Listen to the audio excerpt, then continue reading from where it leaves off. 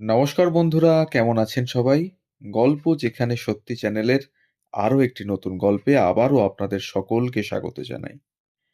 দেখতে দেখতে ডিসেম্বর মাসের অনেকগুলো দিন আমরা কাটিয়ে ফেললাম, আর মাত্র কয়েকটা দিনের অপেক্ষা, তারপরেই আসতে চলেছে আবার একটি নতুন বছর, নতুন শুরু। সবকিছু ভালো হোক সবার, এই কামনা করি।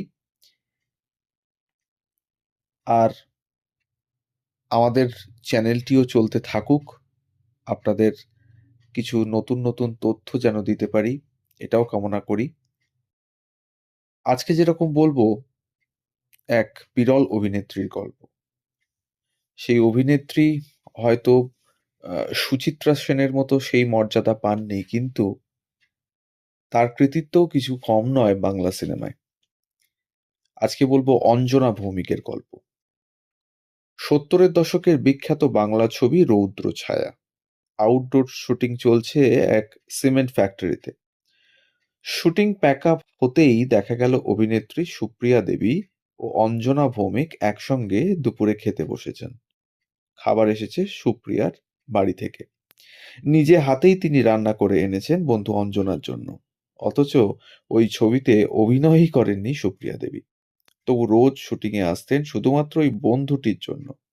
মাগুর মাছ খেতে ভালোবাসেন অঞ্জনা। বাড়িতে সুপ্রিয়া দেবী নিজের মেয়ের জন্য তো রাঁধলেই খবর দিতেন বন্ধু অঞ্জনাকেও। শুটিংয়ের পর আর এক জনপ্রিয় অভিনেত্রী সাবিত্রী চট্টোপাধ্যায়ের সঙ্গে ব্যাডমিন্টন খেলতেন অঞ্জনা ভৌমিক। একদিন খেলার সময় পড়ে গিয়ে অঞ্জনা চোট পেয়েছেন খবর পেয়েই সাবিত্রী সব ফেলে ছুটে এলেন বন্ধুর কাছে। সেই অর্থে একজন হার্টথ্রব জনপ্রিয় অভিনেত্রী আর একজন জনপ্রিয় অভিনেত্রীর জন্য নিজে রান্না করে আনছেন কেবলমাত্র বন্ধুতার খাতিরে। এক জনপ্রিয় অভিনেত্রী আর একজন অভিনেত্রীর সেবা করছেন, এমন নির্ভেজাল আন্তরিকতা আজকের চলচ্চিত্র জগতে হয়তো একদমই বিরল। কিন্তু এমনটাই যে ঘটতো তখন, নিজে মুখেই তা বলেছেন বাংলা ছবির বর্ষিয়ান অভিনেত্রী অঞ্জনা ভৌমিক, যখন তিনি বেঁচে ছিলেন।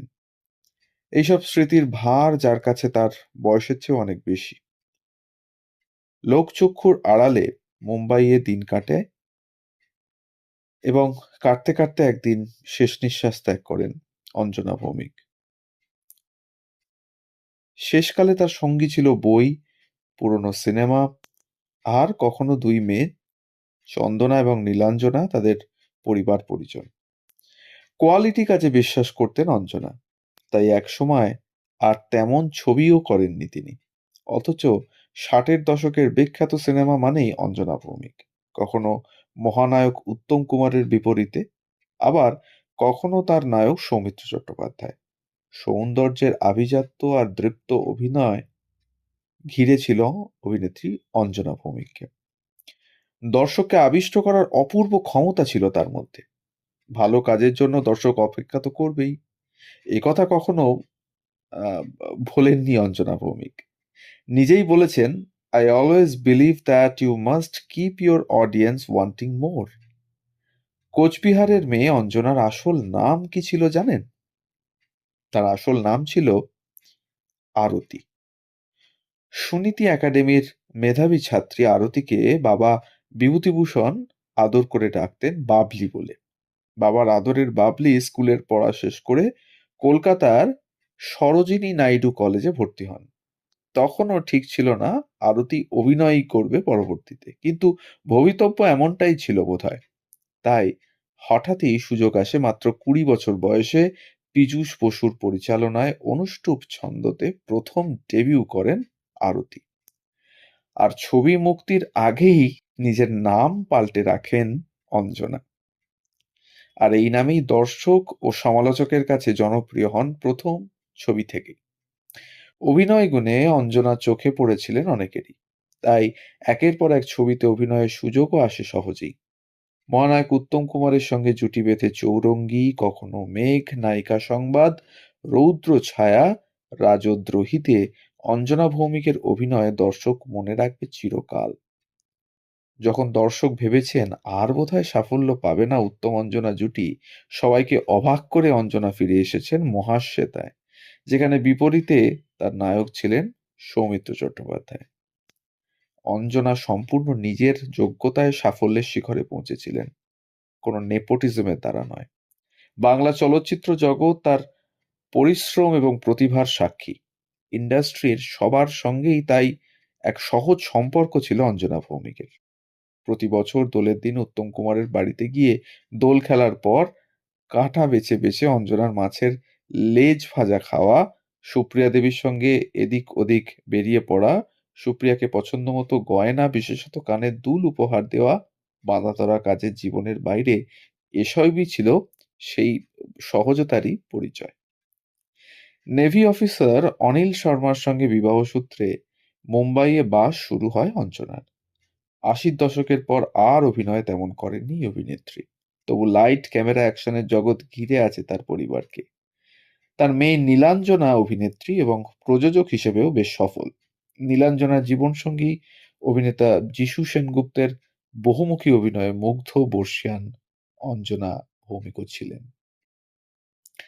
এমনকি যিশু নীলাঞ্জনার কন্যা সারা অভিনীত উমা দেখেও সাম্প্রতিককালে খুবই খুশি হয়েছিলেন অঞ্জনা ভৌমিক। উত্তম অঞ্জনা জুটি অভিনীত চৌরঙ্গীর আদলেই পরিচালক সৃজিত মুখার্জির ছবি যখন শাহজাহান রিজেন্সি দেখেন, স্মৃতিকাতর অঞ্জনার সঙ্গে সেই লকডাউনের শুরুতেই ভিডিও শুট করেছিলেন যিশু সেনগুপ্ত। নেপথ্যে বেজেছিল কিচ্ছু চাইনি আমি আজীবন ভালোবাসা ছাড়া, সেই বিখ্যাত গান। অঞ্জনা অল্প সময়ের জন্য বাংলা ছবিতে রাজ করলেও প্রকৃত দর্শক আজীবন তাকে ভালোবেসেই গেছেন। কিন্তু স্বীকার করতেই হয়, আরো যত কাজে অঞ্জনা ভৌমিককে দর্শক আশা করেছিলেন ততটা তাকে পাওয়া যায়নি। একটা সময়ের পর তাই তার নামটা আধুনিক দর্শকের কাছে দূরতম দ্বীপে পরিণত হয়েছিল। তবু বাংলা ছবিতে সময়ের শিলালিপি হয়ে যাওয়া অবসরেও অঞ্জনা ভৌমিকের নাম বেঁচে থাকবে বারবার, চৌরঙ্গীর হেয়ার স্টাইলে, কখনো মেঘের আড়ালে। ভুলে যাওয়া কবিতার মায়াও যে বড় আন্তরিক সে কথা বাংলা ছবিকে মনে করায় যেসব নাম, তাদের মধ্যে অঞ্জনা ভৌমিক ছিলেন অন্যতম সেরার সেরা। তো এই ছিল আজকের গল্প। অঞ্জনা ভৌমিকের ছোট্ট একটি জীবনীর উপস্থাপনা আপনাদের সামনে আমরা করলাম। আমাদের গল্প যদি ভালো লাগে তাহলে অবশ্যই আমাদের চ্যানেলটিকে সাবস্ক্রাইব করে পাশে থাকবেন, বেল আইকনটিকে প্রেস করে নেবেন যাতে পরবর্তী গল্প খুব তাড়াতাড়ি আপনাদের কাছে পৌঁছে যায় তার জন্য। আর ভালো লাগলে একটা লাইক, কমেন্ট আর একটু শেয়ার করে দেবেন আপনাদের কাছের মানুষের সাথে, যাতে আমাদের গল্পগুলো পৌঁছে যেতে পারে আরো অনেক মানুষজনের কাছে। সবাই ভালো থাকুন, সুস্থ থাকুন আর শুনতে থাকুন গল্প যেখানে সত্যি। ধন্যবাদ।